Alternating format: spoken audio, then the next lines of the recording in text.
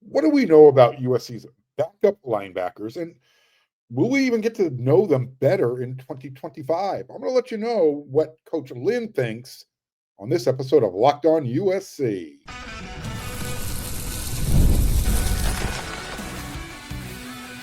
You are Locked On USC, your daily podcast on the USC Trojans, part of the Locked On Podcast Network, your team every day.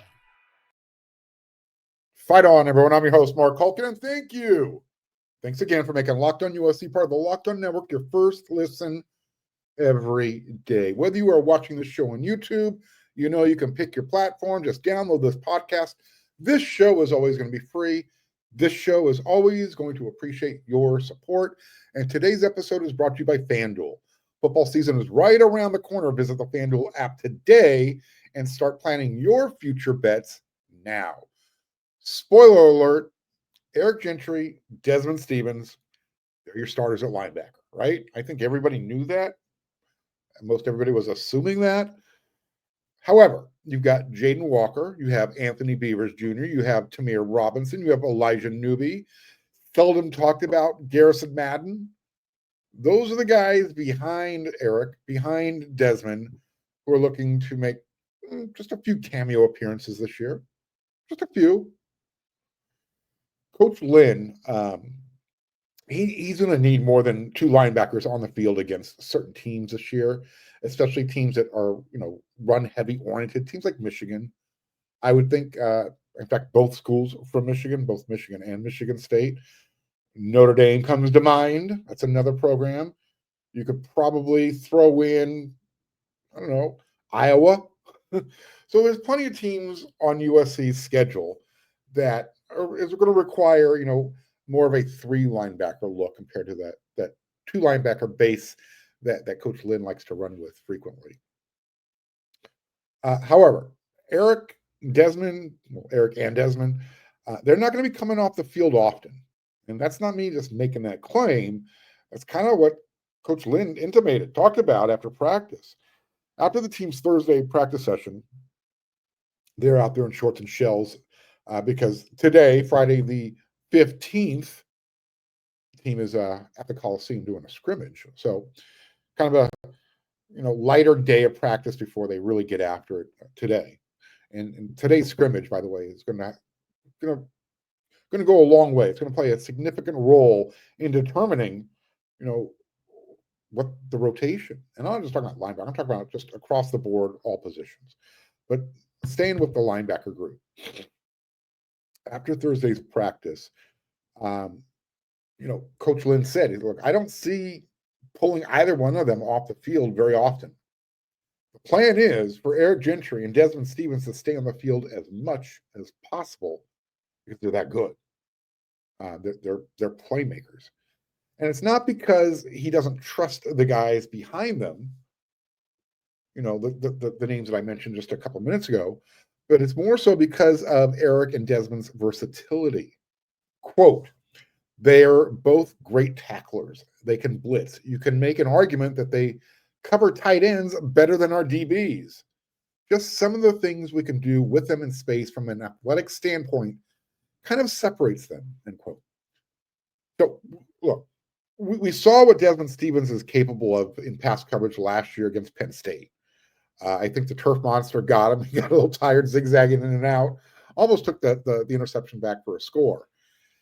And Eric Gentry was literally playing like Superman before he jumped over the pile and concussed himself. Took himself out for the rest of the year.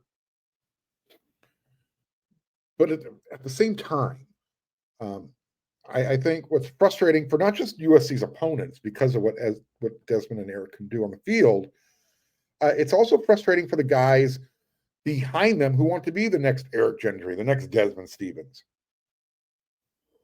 Excuse me. So, whereas depth was a concern heading into spring camp, it kind of got that depth concern was, eliminated. Maybe that's not the right word. Was eased up a little bit when you found Tamir Robinson out of the transfer portal for Penn State. We know you brought in a couple of freshmen in the 2025 class, Matai Tagoai, AJ Tuateli. I don't know how much they're going to play at linebacker this year. If anything, go get your feet wet on special teams. But because the starting reps have pretty much been established, Eric and Desman, they're not coming off the field. They're going to be getting the brunt of the work. The only thing the rest of the group can do is kind of, control their own effort. That's the only thing that's within a player's control. How much effort are they going to put in? How difficult are they going to make the coaches' lives difficult? In other words, hey, you better find playing time for me because look what I'm doing in practice. You don't keep me off the field. So, the guys I was talking about, Tamir Robinson, Anthony Beavers, Jaden Walker, Garrison Madden, Elijah Newby, they just have to continue to show out on the field, right? Show up early, show up often in the film room. Those are the things that coaches notice. So with that said, Coach Lynn he's always pretty positive.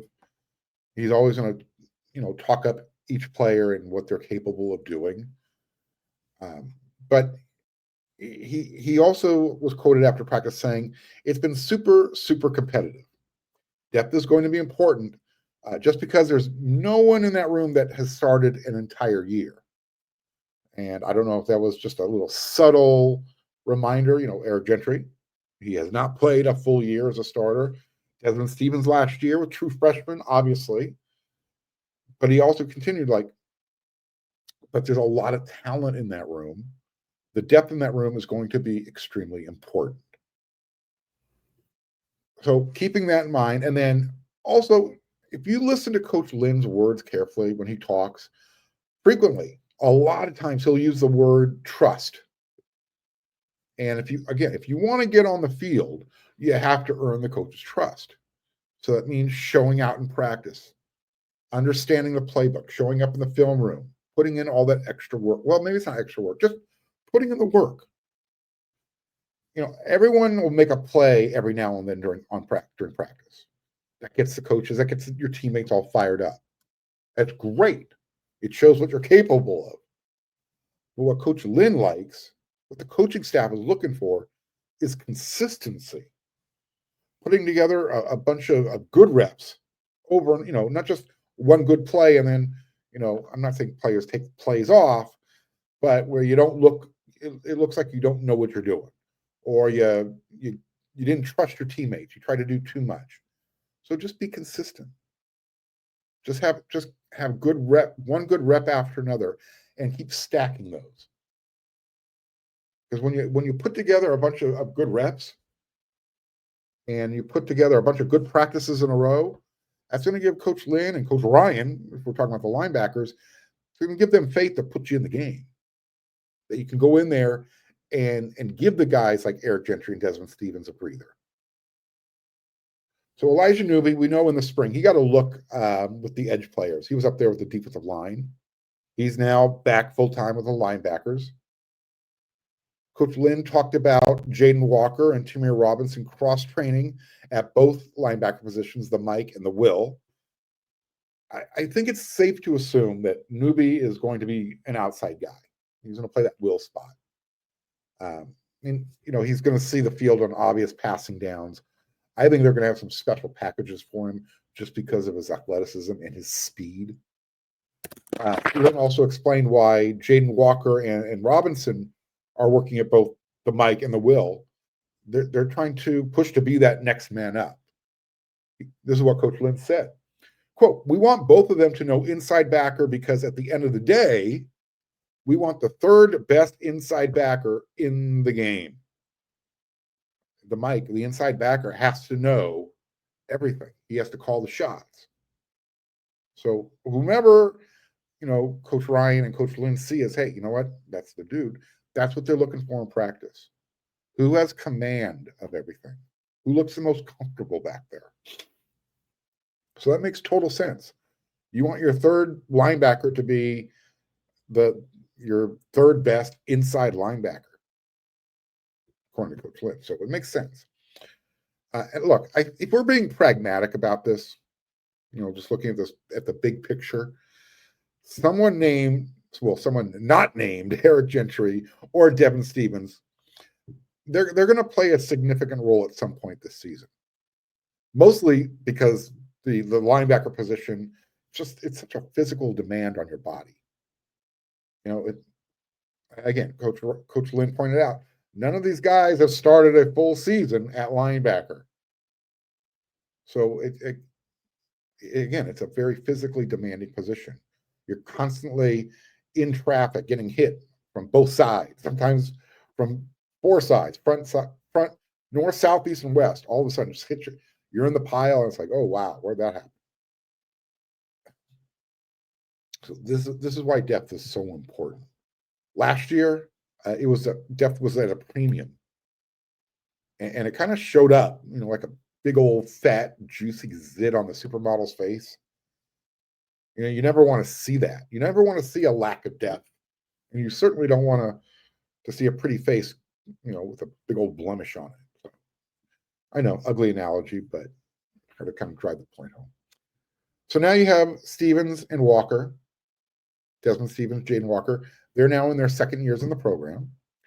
Jaden Walker is healthy. He's ready to contribute. Tamir Robinson, Anthony Beavers Jr., Elijah Newby, Garrison Madden, along with Eric Gentry. You have 7 capable bodies who are ready to contribute. And Rob Ryan's in charge of the group, right? Let's go make some noise. Let's go play some violent football. And that's exactly how Coach Ryan coaches up that room. Everything we do violent. We do with violence. I love when defensive coaches talk like that. That's why I loved about Coach Soto when he was at USC. I don't know if Rob Ryan knows Coach Vic Soto, but they talk the same language. I'm good with that. I want violent linebackers. We're going to see. Excuse me. We're going to see how much playing time the backups can get.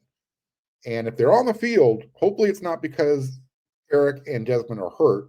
They're on the field because the coaching staff trusts them to get the job done, and they don't need to play Eric or Stevens, 60, 70 reps at a time in a game.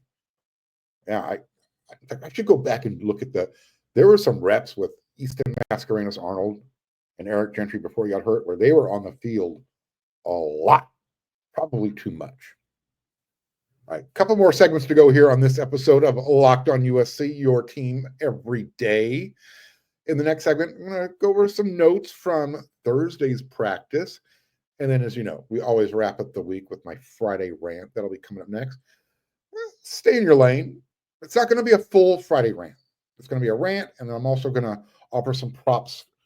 So make sure you stick around for that third segment as well.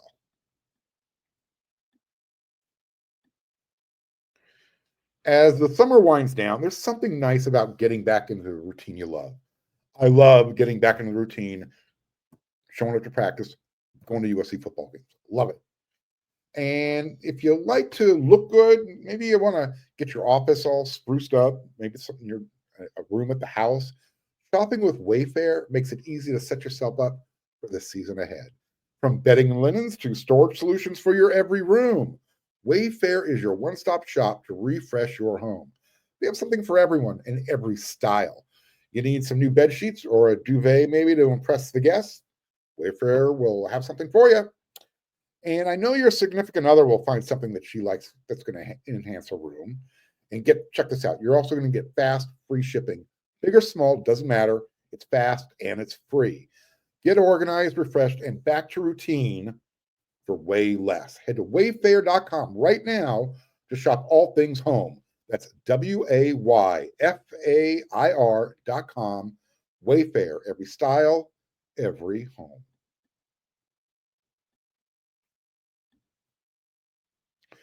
On yesterday's episode of Locked on USC, I told you about Walter Matthews, tight end, second-year player, redshirt freshman.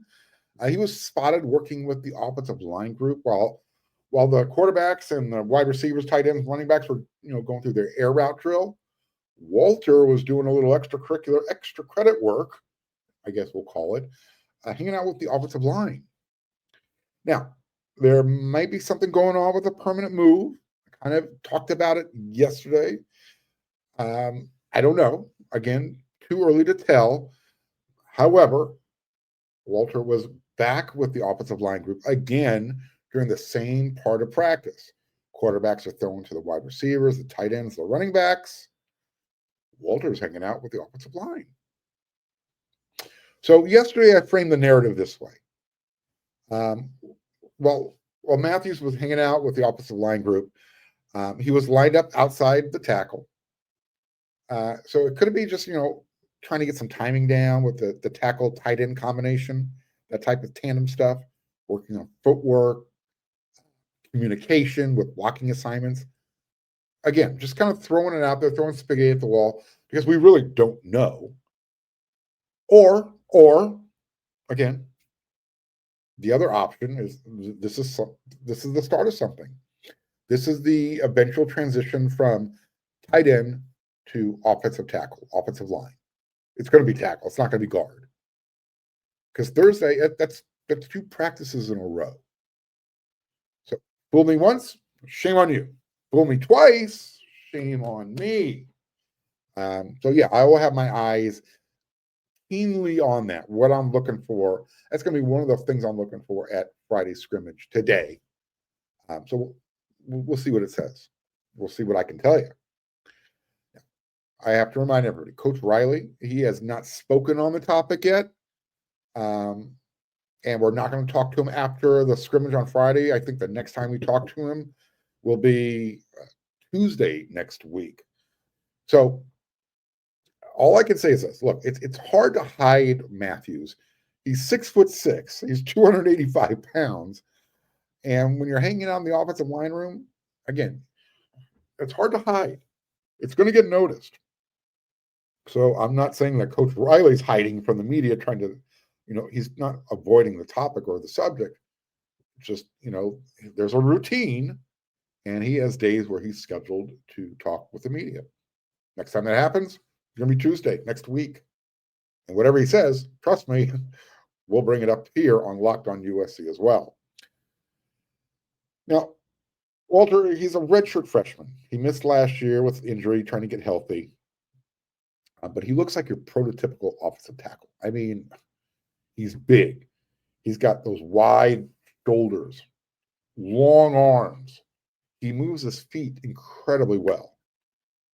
But he also has elite athleticism. And that's what allows him to run those passing routes. It creates those mismatches.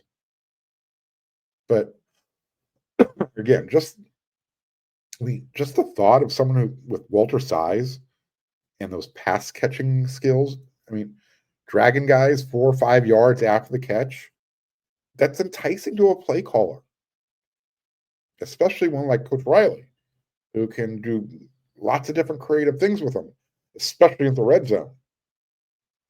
So we'll see what happens. Look, again, I don't know if a move is in the works or if it's part of Matthews' future at USC, playing offensive line. But if there is any concern or trepidation on his part or on those within his inner circle, I think those concerns should probably be minimized, knowing that the Trojans, throughout their history, have shown that you can convert tight ends into all-American offensive tackles. I mean, Jacob Rogers, Charles Brown, just a couple. They both were second-round NFL draft picks. Both went to the Dallas Cowboys. So we'll see what happens. But again, second day in a row. Now, I did, before I wrap this part of the Walter Matthews practice report up, I did speak to a source who said that, look, with Walter's size, again, 6'6", 285 pounds, he has a superpower, and it's as a run blocker. Let's just say he stays at tight end. Again, there's going to be certain packages where you might utilize Walter as a 6th offensive lineman. I don't know if you want to read something into that. USC trying to run the ball a lot more this year, especially in those short yard situations near the goal line. And once again, when you have a player, a tight end, who can block like an extra offensive lineman, then there are times when the defense forgets that, oh, you know what? That guy can leak out and grab a pass. Again, there's so much you can do with somebody of Walter's talents, his size, his skill set. Is he going to be a tight end? Is he going to be an offensive tackle? Time will tell. He's still young. He's a redshirt freshman. Here's what I'm ready to do. I'm ready to tell you my starting defensive line. When USC opens up against Missouri State, it's going to be Anthony Lucas on one side, Cam Fountain on the other. Starting in the middle, Devin Tompkins, Keyshawn Silver. And the reason why I'm so confident about that is the way Coach Lynn talked after practice Thursday. Look, we already know Devin Tompkins is the new it guy, right? every time you talk about, well, who should we keep an eye on? Devin Tompkins. Doesn't matter if it's a coach or one of his teammates. Devin Tompkins' name is right now. He's being built up to be the second coming of I don't know what, but an All-American. So if he's another Leonard Williams, that's not a bad thing. I'll take it. But Coach Lynn was asked about others who have caught his attention this camp. And literally, Keyshawn Silver just jumped out of his mouth. So there are your starters on the interior. So, and that's a good thing. Remember, Keyshawn Silver, I believe, was rated one of the top defensive tackles in the transfer portal. You know, number one, number two, whatever, it doesn't really matter. He was very highly sought after. And he's a big dude, and he's healthy. And now you've got somebody who's got some athleticism, but also can, push that pile in. When you've got a strong push up the middle, and if you can get that from Devin and Keyshawn, all of a sudden now the offensive line starts to cave in. The quarterback can't get set up in the pocket. He's got to step to his left or to his right. And when you're stepping to your left or to your right, you're stepping into the path of Cam Fountain or Anthony Lucas. So again, the strength of USC's defense in 2025 is going to be that defensive line. And they've just got plenty of guys. They can go 2 deep across the board, maybe even a little 3 deep. Maybe I'm counting my chickens there, but a lot of talent in that room. I talked about this as well yesterday regarding practice. And I talked about it earlier on the show. The scrimmage at the Coliseum. It's going to go a long way determining the rest of the starters at other spots. Coach Doherty, special teams coach, he spoke after practice Thursday.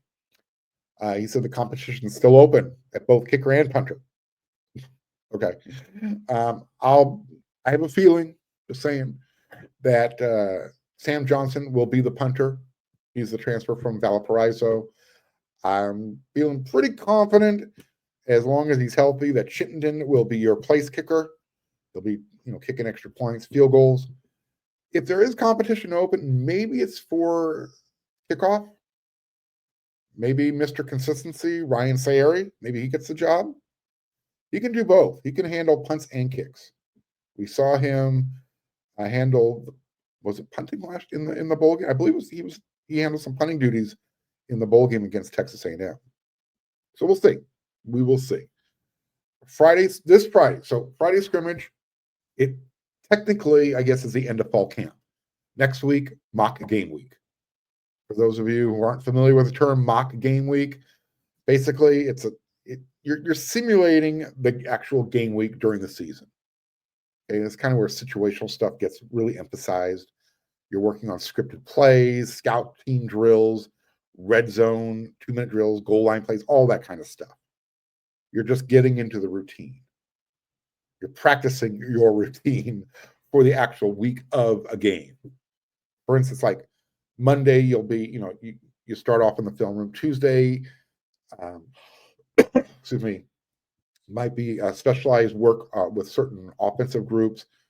The next day, you flip the script, you're doing things on defense. It's that type of stuff. excuse me. So again, it helps to establish that routine. You test the game plans, you build team cohesion, all that kind of stuff. And that's where you really get your consistency and your discipline. That's really where it's pushed to the forefront. So one more scrimmage, mock game week, and then you go right into game week for Missouri State. All right, here we go.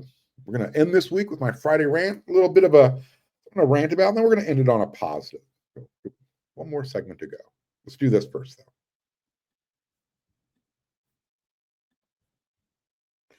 August 26th is officially FanDuel Futures Day, a brand new holiday for football fans who live for bold predictions and preseason hunches. For just 24 hours, FanDuel is giving you deals on NFL season predictions. So whether you're calling your MVP, eyeing a long shot division winner, or ready to crown your own Super Bowl champ before week one even kicks off, this is your moment. How about, I'm going to go with an MVP. How about Amon-Ra St. Brown? That's my future pick. Visit the FanDuel app today. Start planning your future bets now because Futures Day is one day and one day only. FanDuel, play your game.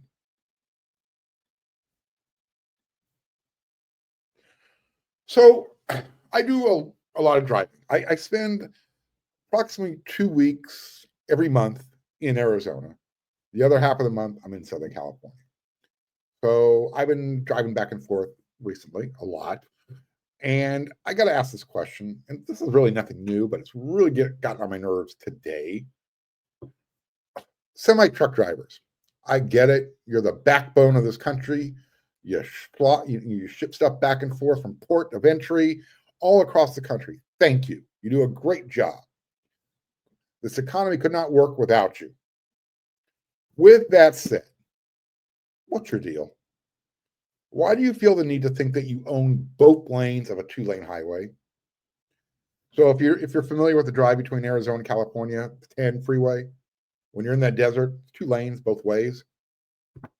Usually, if you're the slower traffic, you stay in the right lane, in the slow lane. So the folks that want to drive 85 or more can stay in the left lane. But for whatever reason, these semis, I don't know if they're just unaware, they don't want to take their cruise control off, whatever the case may be, but they move over at the worst possible time and it interrupts the flow of traffic. And I think it just affects me. I think they're looking out for me. There will be no cars behind me for like a half a mile. Yet, for some reason, the truck has to move over and cut me off before I can get by them so they can do their lane shift and, try and get around the truck that's going slower than them in front of them. Stop it. Don't do that anymore. Pay attention to the highway. Read the room. Don't drive on cruise control. I don't get it. And then when they do move over, it's not like they step on the accelerator. They kind of just keep going at the same pace. Bro, what are you doing? And since I'm back here in California, I understand I don't understand Vegas charging for parking the way they do, but why are the California hotels? What are you doing? I get $10 to $12 per day, but why are certain hotels charging $30 to $50 per day for parking? I mean, why? You still put up those signs that say park at your own risk. So exactly what are people paying for? I don't get it. Makes no sense. Those surveillance cameras, if you have them, if they work, once those things are paid off, there's no recurring cost, no overhead. Certainly not at $50 a car. Give me a break. Please. All right. As I said, I didn't want to have everything negative. I want to end this show this week on a positive note. You know what I want to do? I want to say thank you to my everyday international viewers and listeners. I read the comments on YouTube, and for some reason today it was like, I don't know, from Bruce Blanco. It's 12 p.m. here in Switzerland. Guten Morgen, Trojans. Guten Morgen, Bruce Blanco. Another one. It's 8 p.m. here in Indonesia. That's from Derek DeMarco 28. Fantastic, man. Someone responded to him, is Krakatoa still active? That's funny, but it's not funny. There was another one I saw as well. I don't want to miss any of these. But again, thank you. Look, I know I've got viewers in Taiwan, Indonesia, Switzerland, everybody all over the globe. Thanks for making Locked On USC your first listen every day. I know I like to come across as arrogant sometimes. This is from the heart. And every time I hear someone come up to me and say, hey, Mark, I watch the show. I love it. I don't miss it every day. It's so humbling. Trust me on this. It hits me in the feels. And I just want to again say thank you so much. It means a lot. Without you, I wouldn't be here if it wasn't for you guys. So once again, thank you for making Locked On USC your first listen every day. Thank you for just enjoying the show. And I'm going to continue to do my best to keep you around. Don't forget, tell everybody, tell your friends, tell your family. We want to keep our subscriber list growing. All right. I'll be back with another 5 episodes next week. That's what we do around here. Can't believe it. We are so close to the season kicking off. By the way, 15 days left. Beat the Bears. So until then, everyone, you know what to do.